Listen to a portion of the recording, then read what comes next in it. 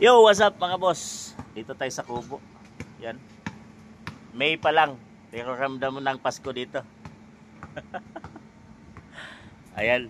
Dito yung kanilang kainan. Ito yung lamisa.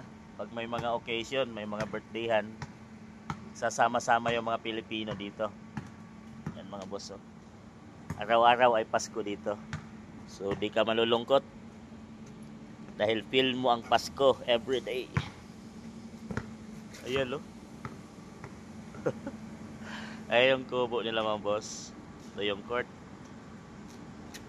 Lumayo ako dito para maglaro. Wala pa, hinintay pa natin. Ito yung kanilang dorm. Boss Jik, yung mga Pilipino. Kapwa natin. Tsaka doon yung vibes ng kubo. Yan.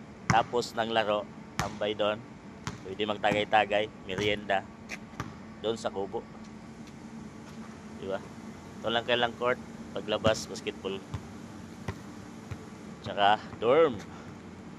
Puma. Puma Company mga boss. Puma Shoe Company. So let's go. Maglalaro tayo. Magpapawis. Bababa na yung mga samahan natin Pilipino nandiyan sa dorm na yan. Dahil walang OT ngayon. So let's go.